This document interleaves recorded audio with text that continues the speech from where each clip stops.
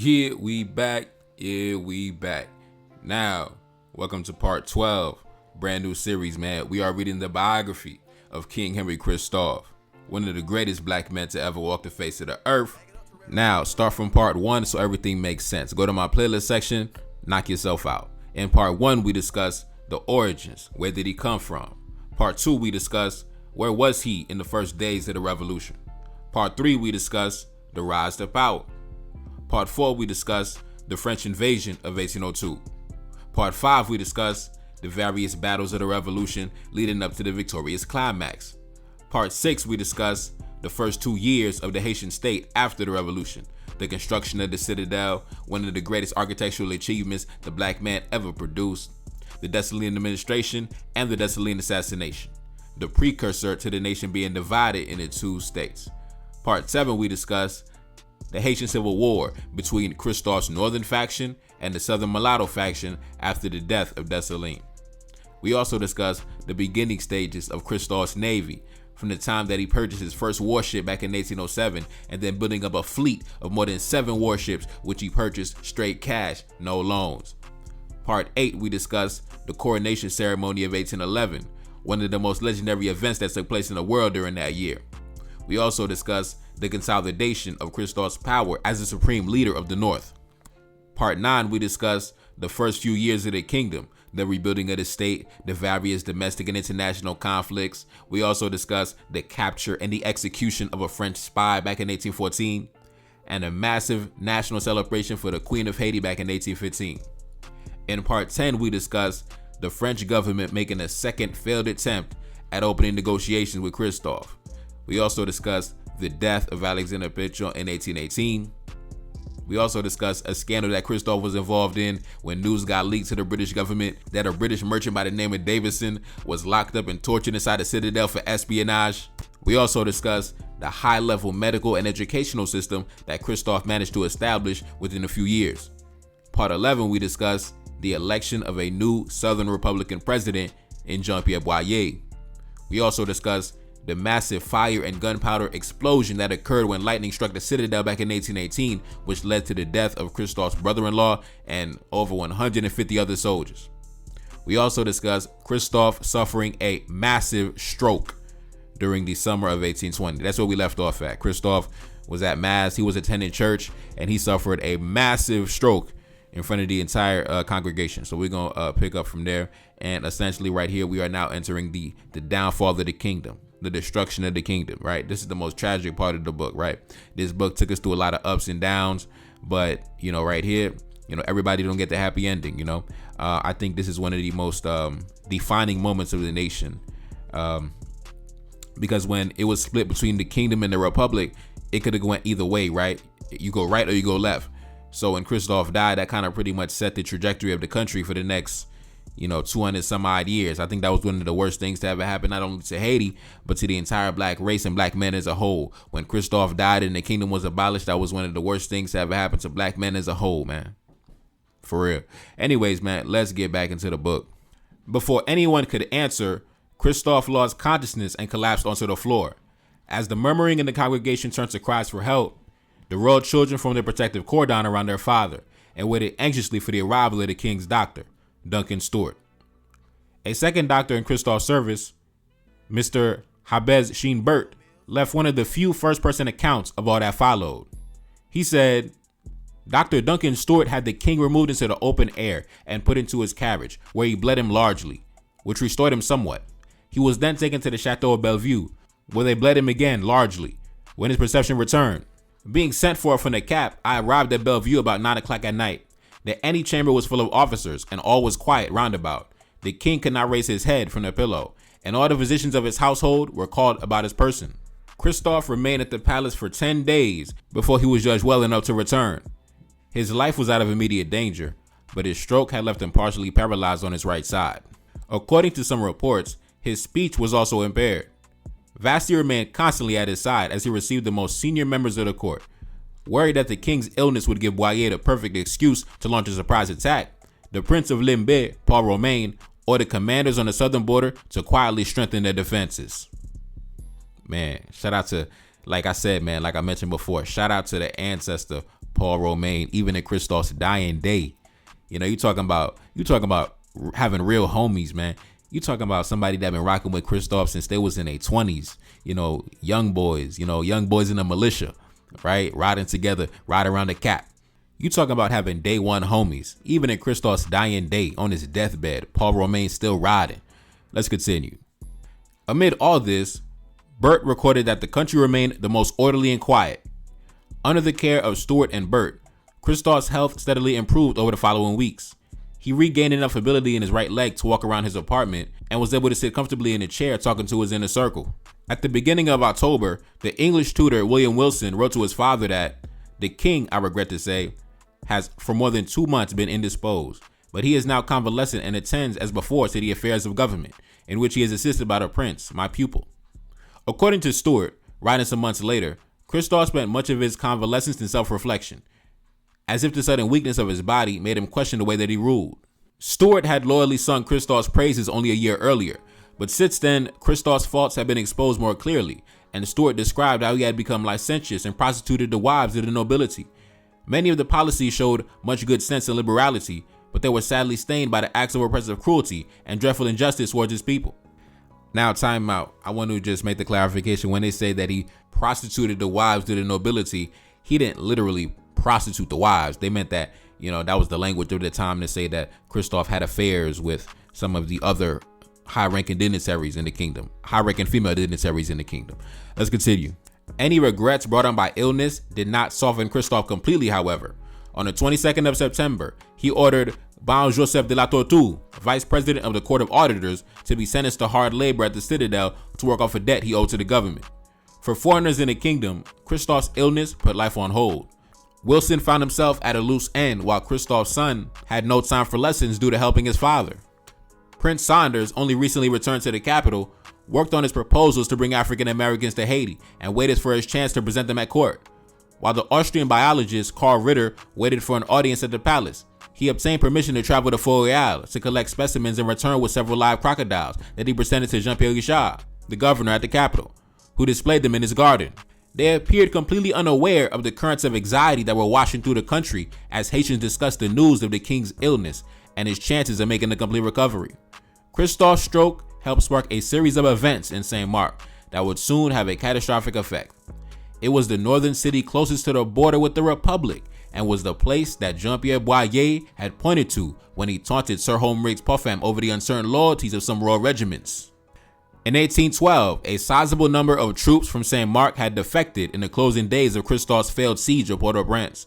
In September 1820, the same 8th Regiment was again disturbed. They had recently completed a period of heavy labor on the kingdom's public works and were dismayed to be so quickly sent back into the field when the order came to reinforce the defenses along the border. When directed to reprimand his soldiers for their attitude, a junior officer named Pauline refused, choosing to defend his men instead. A fellow officer, Jean-Claude, quietly complained up the ranks about his disloyalty, and they were both sent to the palace to answer for the charge in front of the king. At the subsequent tribunal, Paul was sent to the citadel, where he defiantly stated that he would have rather been shot than be mistreated. When Jean-Claude returned to his post, he was followed closely by Romain, who brought with him several companies of the Prince Royal's 4th Regiment and the 14th Regiment from Gonaives, which he placed on maneuvers a short march away in Petite Rivière. The troops in Saint Mark were dismayed when they learned how their defender, Paul, had been treated, and the decision was made to mutiny. On the evening of the first day of October, 7 weeks after Christophe's stroke, the plan was put in action by Constant Paul, a lieutenant colonel who had secret Republican sympathies. Constant Paul persuaded the artillery quartermaster to quietly hand over the keys to the town arsenal. Ammunition was quickly distributed, and when Jean-Claude learned what was happening, he was shot and then beheaded to cries of "Long live the Republic." An officer named Toby tore the uniform from Jean-Claude's back and promoted himself to general on the spot. By the next morning, the entire garrison had declared itself in opposition to Christophe. 7 of the mutinous officers were sent on a rapid march south to Port-au-Prince, carrying Jean-Claude's head in a sack as proof of their actions. Romain ordered his forces to surround Saint Mark and rush word to Christophe. The king assumed that the mutiny was the signal that Boyer was waiting for to declare war and ordered the northern army to ready itself for action. His most loyal troops, quartered in Fort-Royal, Gonaives, and Limbé, immediately headed south. From this point on, Events unraveled at great speed. Conspiracies are hard to prove, but at some point during Christophe's convalescence, Richard took time off from admiring his new-bred crocodiles and began to make discreet inquiries of other nobles who might be sympathetic to regime change. He approached those he knew had little love left for the king, possibly those like him who had already endured a spell in the citadel's labor camps. None of them were Republicans, but they worried that Christophe's illness might end up favoring Boyer to the detriment of their own situation. Knowing that power ultimately came from the end of a bayonet, Jean-Pierre Richard relaxed the harsh discipline he normally maintained over the regiments that he commanded in the capital, and further bought their loyalty by allowing them to frequent the city's brothels. When Jean-Pierre Richard was subsequently presented with an order signed by the Prince Royal to send his own troops to Saint-Marc, he refused to march. When the royal heralds had created Jean-Pierre Richard's coat of arms as the Duc de Marmelade, they awarded him a pair of hyenas, animals notorious for bringing down already wounded prey. Perhaps prophetically, each wore a crown. As rumors flooded into the capital about the uprising in Saint-Marc, Jean-Pierre Richard seized his moment to grab power before any possible Republican wave had the chance to roll north. On the 6th of October, he rallied his troops. The main square was now abuzz, thronging with soldiers at arms, cavalry horses stamping their feet, and infantry drums beating out orders. Above the noise, Jean-Pierre Richard could just be heard haranguing the troops. He said, "We have broken the chains of slavery. I ask you to follow our example and help us defend the sacred rights of the people." The scene was much clearer the next day, and for Christophe, even more alarming. Jean-Pierre Richard had been joined by Placide Lebrun, the Comte de Gourmont, who had commanded the Royal Artillery Regiment, Charles Pierre, the Duc de Thérouge, and the Minister of Justice, General Maupoint, who was also one of Christophe's equerries. At Jean-Pierre Richard's right hand was the Chevalier Noir Alexis of the Royal Dragoons, who was married to an illegitimate daughter of Christophe named Blaisine Georges, as well as the 1st and 2nd Regiments and the Royal Dragoons. A further 1,000 armed citizens had gathered, carrying muskets taken from a German merchant in the city. When Wilson gathered the courage to step outside his door, he was immediately confronted with the spectacle of an officer from Sanssouci having his horse's bridle grabbed and being told to return to the palace to tell General Christophe there was no longer a king. In the afternoon, the army decamped to Haut-du-Cap on the outskirts of the capital, whose bridge was the only river crossing between the city and Sanssouci. Here, Jean-Pierre Richard chose to wait to see how Christophe would respond. The following day, Bert was invited by General Maupoint to see the army camp, though he was refused permission to send a letter across the lines to Dr. Stuart, who was still in attendance to the king. Bert offered his services as the doctor to the rebels in case of fighting and fell in with Christophe's artillery instructor, a Swedish officer named Johan de Vries, who had done the same. The news of the insurrection had reached Christophe just after midnight the night before. Baron Dessalines, one of Marie-Louise's cousins, and time out. Also, Baron Dessalines, that's also was the one of Dessalines' nephews, right? I think it might have been his nephew Raymond Dessalines, if I'm not mistaken. Either his nephew Raymond Dessalines or his nephew Joseph Dessalines. Let's continue. Baron Dessalines had fled the capital before he could be seized by Jean-Pierre Richard's men. Joachim, the Duc de Forêt, was ordered to take to the field to stop the revolt spreading further. On Sunday, the 8th of October, as Bert was touring the lines, Joachim brought his troops up to the riverbank. While this maneuver was taking place, Jean-Pierre Richard's men were heard to cry out, "Vive la liberté!" Immediately, the Duc de Forêt, taking off his hat, waved it and cried, "Vive le roi!" The royalist troops fell to arguing among themselves about whether they should fire on their brother soldiers before deciding to surrender. Joachim escaped, but Baron Dessalines was cut down by a saber wielded by one of Noir Alexis' dragoons. The remainder of the ranks then joined the rebels. The position in Sanssouci was little better. A messenger from Jean-Pierre Richard had promised soldiers in the palace regiment a month's salary to desert their positions. Many failed to answer the call to arms when Christophe mustered them on the Sunday morning. Worse yet, when he donned his uniform to address the remaining troops, the lingering paralysis on Christophe's right side meant that he was unable to mount his horse, and he was forced to review them from a chair. The night before, he had been in fine voice and had discussed physiology with his doctor and what riches the English Duke of Bedford had accrued by sheep farming. Now the shock of events almost completely robbed him of his voice. Jacques Simon, the Duc de Saint-Louis, had to denounce the mutineers on his behalf. In this reduced state, the king was forced to ensure the loyalty of his remaining troops by having his daughters, Amethyst and Athénaïre, dole out money to them. At this stage, he still assumed that Joachim's regiment had prevailed and ordered his men to proceed to the capital and simply hold the position, With that, Christophe retired to the royal apartments and took to his bed. A few hours later, he had to be woken to be given news of the disaster at Oduka. Aha, is it so? He asked. All his attendants were dismissed with the exception of Baron Dupuis and his doctor, Duncan Stewart. A pistol had already been loaded. Christophe had a pair with the heads of royal lions engraved on the handles. Stewart was asked to repeat some of the previous night's discussions about physiology, with particular attention given to the workings of the circulatory system. Christophe had helped lead the revolution against France. He had outlasted Toussaint Louverture, Dessalines, Alexander Pétion. He had forged the kingdom by force of personality, but his vision of a proud and modern nation, claiming its rightful place in the world stage, had failed to carry his people with him. In the 1811 address that announced the accession of King Henri I to the throne, the State Council declared that a distinguished monarch such as Christophe must be ready to brave every danger, to perish for the safety of his people, and rather to bury himself under the ruins of his throne than crouch beneath an ignominious yoke. Christophe ordered Dupuis and his doctor Duncan Stewart from his chamber and shot himself in the heart. Following the death of André Vernet at the end of 1812, a detailed set of instructions was issued to govern the mourning of members of the royal household, but there was to be no black crepe for King Henri I, no silenced drums or 6 months of public remembrance. During his final hour, Christophe had gathered his family around him to tell them that the rebels would not let him live. He said, "All is lost, but the bandits will not lay their hands on me." He asked his son if he had his love, to which his son could only reply, "Yes, father," and made him promise not to let his body be stripped by his enemies. They knew what he intended. After the fatal shot rang out, and before the shock of his death could set in, his daughters, Amethyst and Athénaïre, wrapped Christophe's body in a sheet with the help of Baron Dupuis and the king's secretary, Chevalier de Prézot.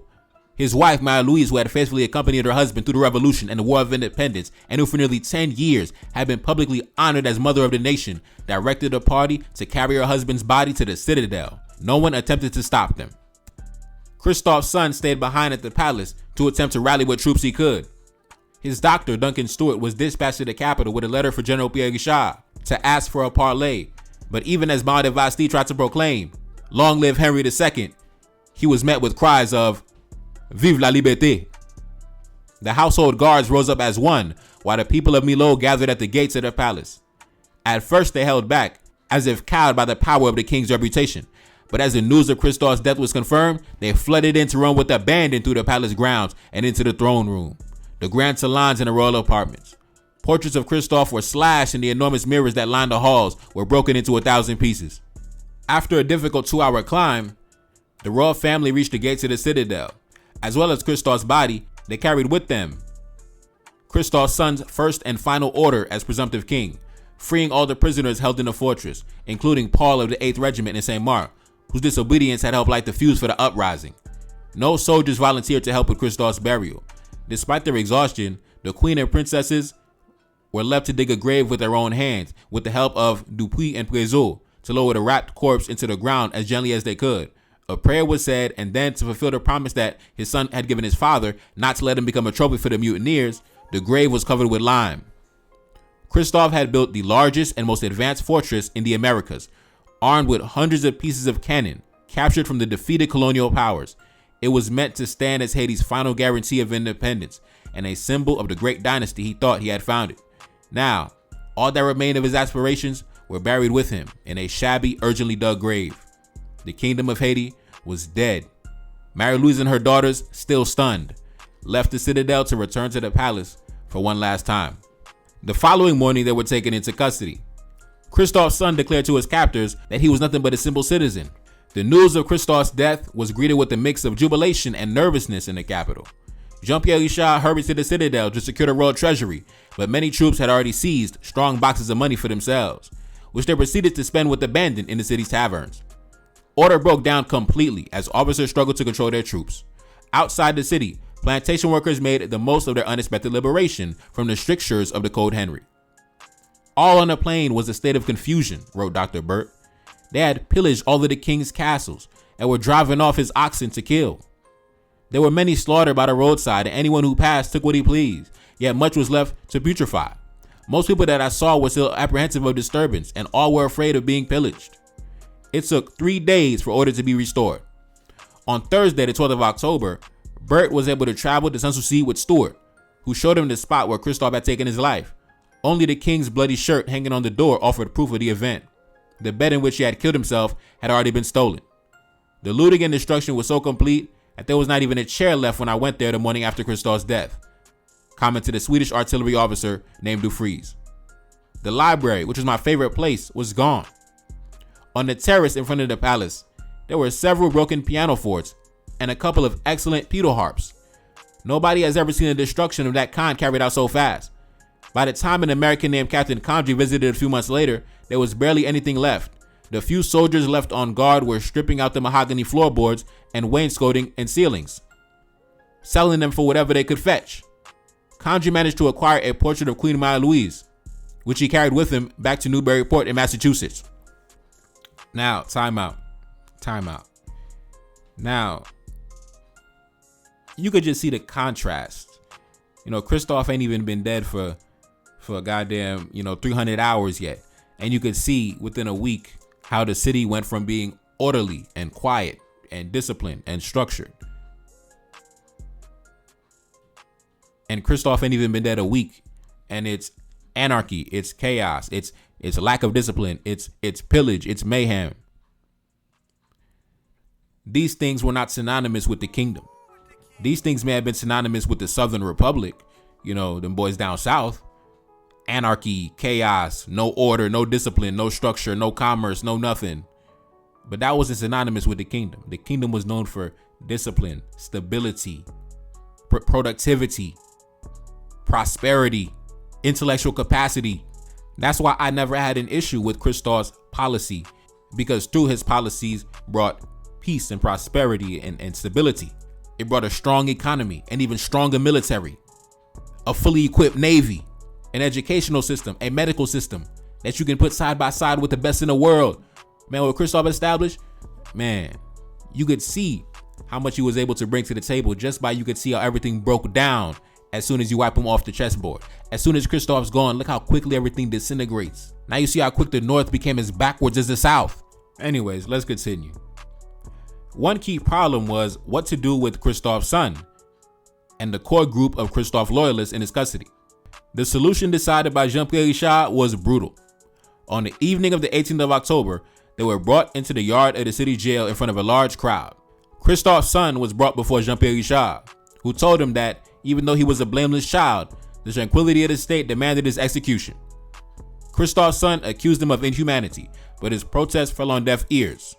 Jean-Pierre Richard waved his hands and 4 bayonets felled the brave young man from behind. A regimental carpenter was ready and cut off his head just as he fell.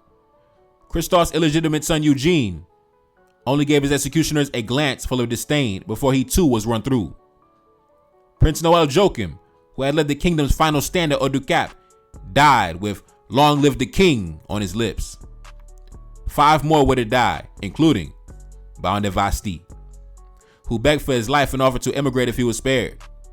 Now you see, I'm not gonna vouch for that account, because the accounts that I've heard were that Vasty, he died like a champion. So I'm not gonna say that Vasty was crying for his life. I'm gonna speak on behalf of the ancestor, and I'm gonna say this is fabrication. All right, this is not accurate. I heard Vasty died like a champion. Let's continue. Vasty's head was cleaved by the carpenter's axe. The final victim was an unnamed 12-year-old boy, described only as one of Christophe's illegitimate children. The bodies were dumped on waste ground, and when foreign merchants came to see them the following afternoon, Vasty's body still twitched with faint signs of life. The executioners disdained how clean the killings were.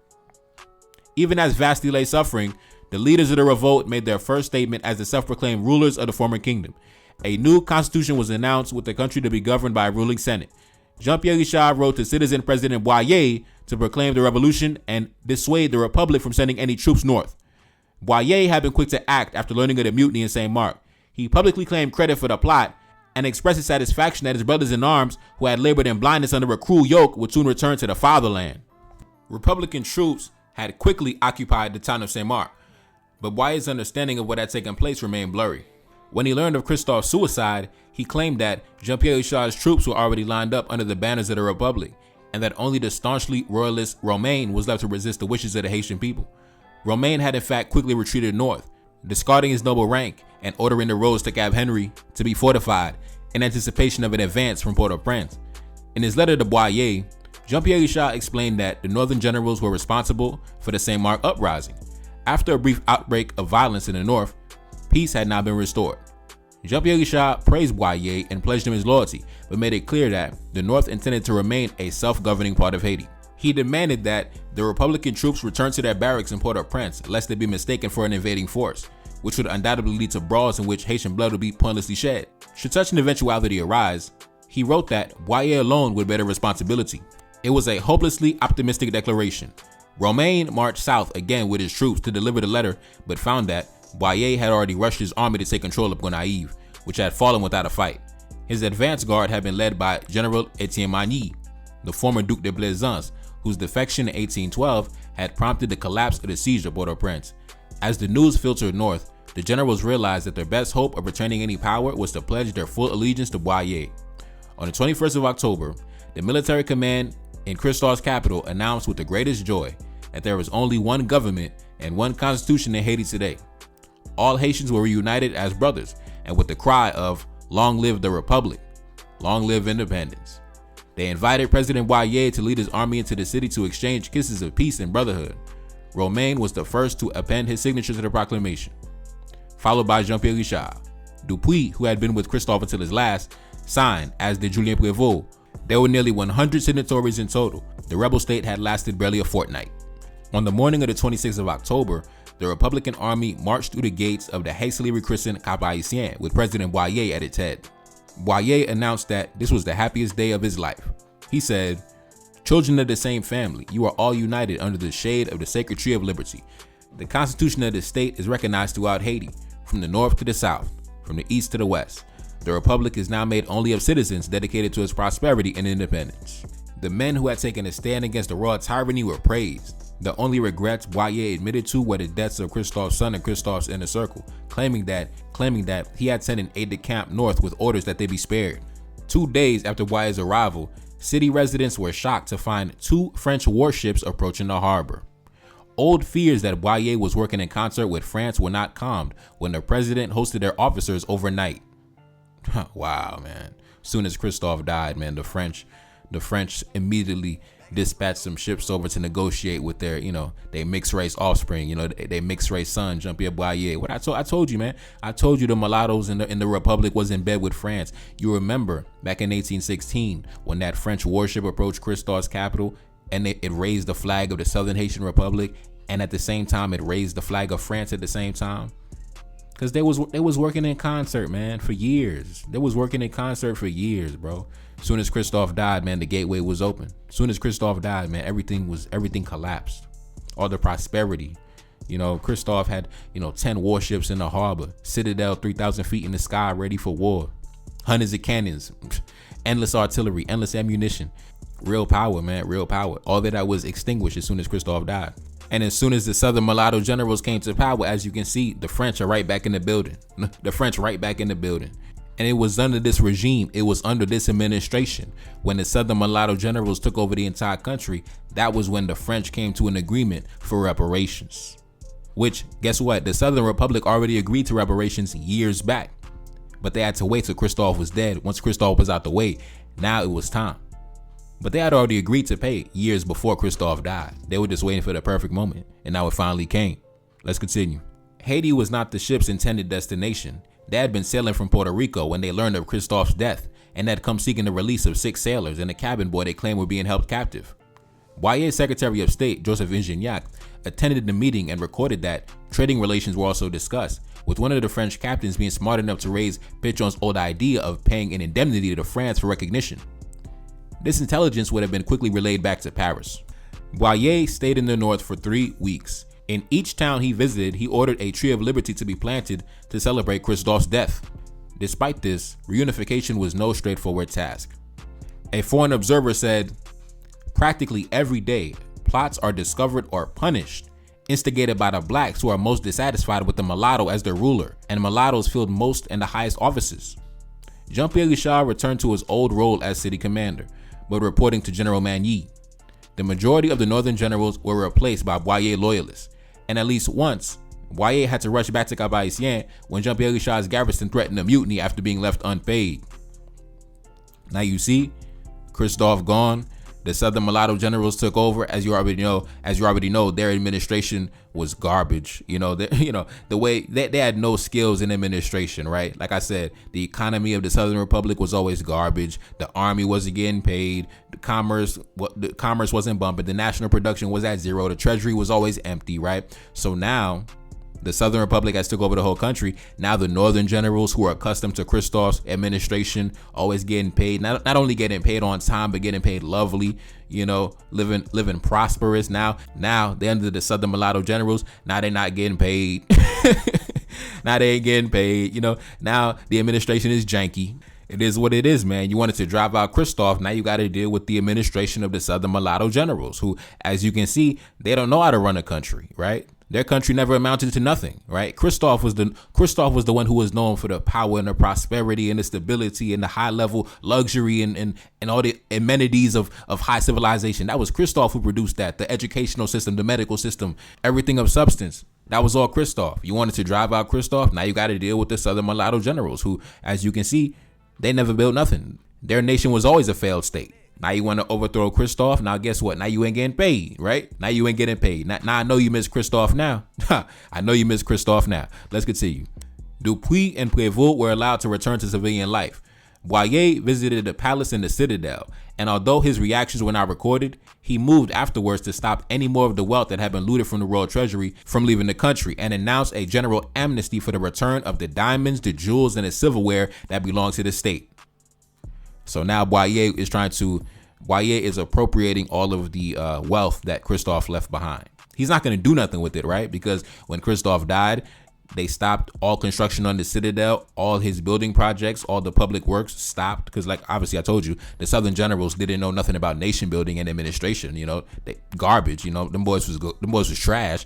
But now they're trying to appropriate, Christophe's treasury and all his valuables for themselves, right? They're not going to do anything with it. Christophe left everything behind for you to build upon, but they didn't do shit with it, right? Christophe left the citadel behind for you to fight against the French, but you didn't fight against the French. You jumped in bed with the French. You guys some cowards, but it is what it is. I mean, that's your white French daddy. I understand. Let's continue. The only royal jewelry known to survive the uprising was that carried on the persons of Marie-Louise and her daughters. Contrary to the fate suffered by her son, they were treated well by the revolutionaries, and when Boyer returned to Port-au-Prince in December, they were made to accompany him. Boyer appears to have treated them with genuine compassion, writing privately to his mistress, Juge Lachenay, that "you will feel, I am sure, that in my position, I had to act as I do, to give an example of goodness and generosity."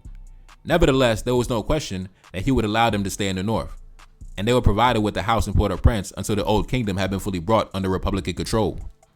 The final pacification took many months. Both the towns of Saint-Marc and Gonaïves saw short-lived mutinies against Boyer's rule, and at the end of February 1821, Jean-Pierre Richard was arrested for attempting to raise the banner of revolt for a second time. A military commission quickly found him guilty of treason, and on the 3rd of March, he was condemned to death. In April, Paul Romain was arrested and charged with helping to organize the mutiny in Gonaïves. This time, Boyer allowed the sentence to be commuted to a prison term. In August 1822, Romain was found dead in suspicious circumstances after allegedly trying to grab the rifle of a prison guard. Rest in peace, General Paul Romain. Rest in peace to the ancestor, General Paul Romain. Boyer claimed that Queen Marie-Louise had asked that she and her daughters, Améthyste and Nathanaël, be allowed to go to England for the sake of their health. On the last day of July, Marie-Louise, her 2 daughters, and their maid, Zéphirine, boarded a ship bound for London. In a letter to Boyer written before they left, the homeland they were born, and which they will never cease to cherish, Marie-Louise thanked the president for his kindness he had shown her family over the previous months. Before departing, she gave General Magny power of attorney to manage the property she had been allowed to keep in Cap Haïtien, and named Améthyste and Nathanaël as her legal heirs. As the ship pulled out of Port-au-Prince's harbor, she had no idea they were sailing into permanent exile. Christophe's family arrived in London in September and took rooms at Osborne's Hotel. They were accompanied by Captain Robert Sutherland, the son of a late Port-au-Prince-based English merchant who had helped bankroll the Pétion government. The arrival of the royal family attracted the attention of a London press that both pitied their situation and marveled at rumors of their fabulous wealth. Reports had been published of the millions found at the citadel after Christophe's death, and some observers were undoubtedly disappointed when Marie-Louise was granted control of the money that her husband had lodged with his London solicitors to fund his London ventures. The abolitionist Zachary Macaulay wrote to his wife in late September and said, "I saw the ex-Queen of Haiti yesterday and her 2 daughters. She and they are in deep mourning, which, with their coal black countenances, give them a somewhat somber aspect. The mother is, I should think, about 55 years of age, pleasing and modest. The daughters are, I should think, 24 and 18, pretty good looking. I have no doubt whatever that the young women are perfectly modest and virtuous." Over the next few years, newspapers tracked the Christophs as they traveled around Europe. They were spotted in Vienna, at the Carlsbad Spas, and in Dresden, where one of the former princesses was rumored to have been engaged to a Prussian officer. In Florence, the writer Alexander Dumas saw them at the opera in a room with a host of other exiled royals that included Napoleon Bonaparte's younger brother Louis, who had reigned briefly as the King of Holland. What he and Marie-Louise talked about can only be imagined. The family eventually settled in Pisa. In 1840, the abolitionist Robert Ingalls and his wife, who had known them in Blackheath, diverted their grand tour after hearing rumors of the ex-empress of Haiti living in the city. They found a rheumatic Marie-Louise living in a rented palazzo with the faithful Zéphirine still in attendance. The intervening years had not been kind. Amethyst had passed away in 1831 with a long-term respiratory condition, while her sister Athenaïre had died in 1839 after a fall near Lake Maggiore in Piedmont. A tearful Marie-Louise told her guests that she would have never left England but for the health sake of her daughters, but that now she had only to lie down and die, and that she was daily endeavoring to prepare for it. Marie-Louise wrote again to Boyer, imploring him to send her a passport so she could go home. She said, "I feel the need to find myself once more with people with whom I have ties of blood, and who do not look on me as a stranger. You will understand that a woman like myself, bent under the weight of years and misfortunes, desires only to see her country once again and will remain entirely apart from politics." She never received a response, but when she drew up her will, she still refused to list her Italian address as anything but temporary, stating emphatically that she was a resident of Cap-Haïtien, which domicile she never intends to abandon. She lived for another 10 years before succumbing to pneumonia on the 11th of March, 1851, at the age of 73, and was buried in the convent of the Reverend Capuchins of Chiesa San Domino in Pisa next to her daughters. The former queen outlived Boyer, who had exiled her by 8 months. Boyer had also died far from his Haitian birthplace. In 1843, a popular rebellion had forced him from office and pushed him out the country, first to Jamaica and then France. So Boyer died in France. So not only did he sell the country away to the French by agreeing to pay reparations, but he was sentenced to exile and lived his dying days in France too, like a true sellout and collaborator.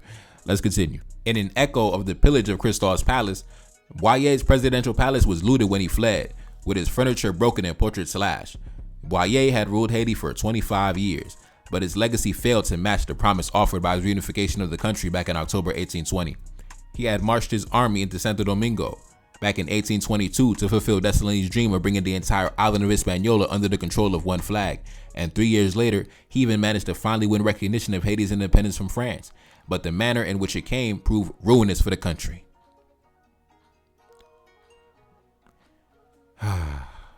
In July 1825, French warships approached Port-au-Prince. They carried a royal ordinance from King Charles that promised to recognize the full and complete independence of Haiti under 2 conditions. The first was that France would become Haiti's favorite trading nation with reduced tariffs on goods. The second commanded the Haitian government to deposit 150 million francs in the French treasury as compensation for the losses incurred by the former colonists. The French envoy secured a private personal meeting with Boyer, and Boyer accepted the proposal on the spot. Long live the king, man. Long live the king. You know, when the French approached Christophe, man, Christophe killed him. Christophe imprisoned him. Christophe didn't even open the letter they sent to him.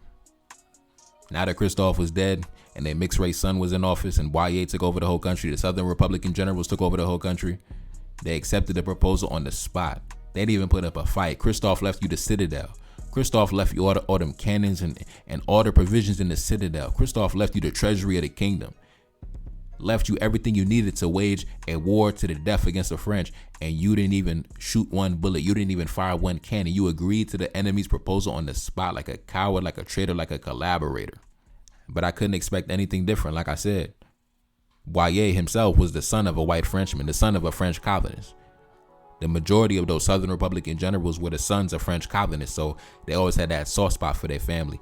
That's why they always talk about how the French were always given warm receptions when they went down south. You know, they didn't get the same love when they went up north, but when they went down south, the French were always welcomed with open arms down south when Christophe was in power, man. That was the ideological difference between the generals up north and the generals down south, right? You see, in the kingdom up north, the French didn't get that same love, right? The French never got that same love, but down south, that was run by the sons of the French colonists, like Boyer and Pétion and Rigaud. The French were always given, you know, love with open arms, man. So it's no surprise that Boyer agreed to pay on the spot. He didn't even shoot one cannon. He didn't fire one cannon, man. He didn't fire all them cannons up in the citadel. He ain't even fire one cannon. Haiti could not afford to pay even the first of the 5 installments to France, which amounted to 10 times the country's annual budget.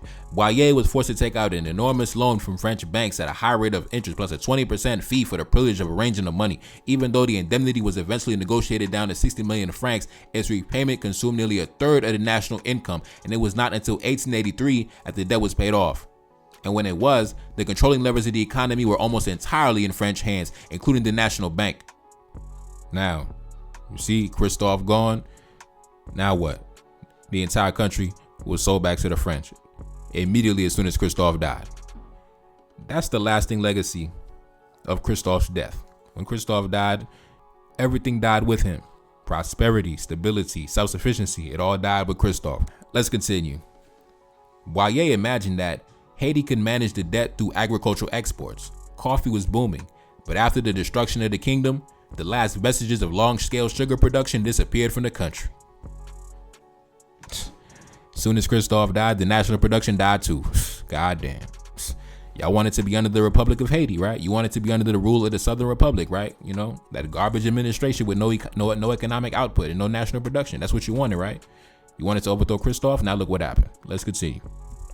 Now free from the strictures of royal rule, the farmers had abandoned the plantations to cultivate their own plots and find prosperity through self-sufficiency. For them, the personal freedom promised by the revolution had finally arrived. The freedom finally arrived, right? Yeah, well, so did poverty, and so did dilapidation, and so did a lot of other things also arrived too, right? A lot of other things also arrived too. Let's continue. In 1826, a year after agreeing to the indemnity, Boyer tried to revive state-controlled agriculture, outlawing farmers' cooperatives and mandating labor on state projects such as road building. The new code of laws was Christophe's code of laws in all but name, down to the quarter share of profits it promised to the farmers. But without Christophe's overbearing control, it proved entirely unenforceable. The farmers simply moved into areas further away from state control, set up their own markets, and denied Port-au-Prince its tax revenues. So you see, them boys overthrew Christophe, right? Now they're trying to revive Christophe's style of administration, right? Because they could see, obviously, the way Christophe ran things, it was a blueprint. It was a template for prosperity, stability, and luxury and everything else, right? So they're trying to revive Christophe's genius, but they don't have the method of Christophe's governance, right? They're not able to govern like Christophe. They don't got the personality and the mentality and the intelligence and the capacity to govern in the same way that Christophe did. So even when they tried to imitate the king, it failed. It flopped. They couldn't do it, man. Them boys was trash. But anyways, man, we gonna end this series right here, man. You know, shout out to Paul Clammer, the author of the book Paul Clammer, Black Crown by Paul Clammer. That was the book we just read, man. The biography, the life of King Henri Christophe. Really good series, man. Really good series. Get in the comment section. Let me know what you think. Anyways, man, it's your boy Never Card. That's Salim back in the building. Yes, indeed. Cash App in the description. Support the album, man. Support the album. Peace. No. Feel like I'm 75. Know that your team be full of them traders. You know that can never be mine. I'm grabbing a thought when I drive. I'm back in my zone and we young. She said that she ready to come be my wife. Yeah, hoping I don't do her wrong. I gave her my word in this bond. I'm whipping the best like a lamb. I mean no chicken and lamb. Accustomed to call me the man. I never be up on the gram. I'm keeping that way undercover. She want me to tell her I love her. I told her I'm breaking the rules. I told her we making the news. Back in my city they loving me. Standing alone I'm 100 deep. Enemy plotting and still in reach. They trying to make sure that we underneath. Trying to make sure that we never make it. Coming for power, come get acquainted. Coming for everything that I wanted. Feeling like Drake, but I really wrote it. Feeling like Kendrick, I'm checking names. Gotta roll up while I go insane. Got Got so much stress, I been gained weight. Stuffing these racks in this Louis case. One thing for certain, I'm about to check. Keep it 100 and nothing less. Stick with the family since day one. Had to stay down till my day come. Had to stay down, but I'm never patient. Hop on the mic and I'm motivated. Hop on the mic and I drive a classic. Haters can't see me, they copping glasses. Back in the studio making magic. Got a new tape and it's in production. Back on my business, I got a budget. Staying low key when I'm out in public. Feel like I'm 75. Know that your team be full of them traitors, you know that can never be mine. I'm grabbing a thought when I drive. I'm back in my zone and we on. She said that she ready to come be my wifey and hoping I don't do her wrong. I gave her my word and it's bond. I'm whipping the best like a lamb. I'm eating no chicken and lamb. Accustomed to call me the man. I never be up on the gram. I'm keeping that way undercover. She want me to tell her I love her. I told her I'm breaking the rules. I told her we making the news.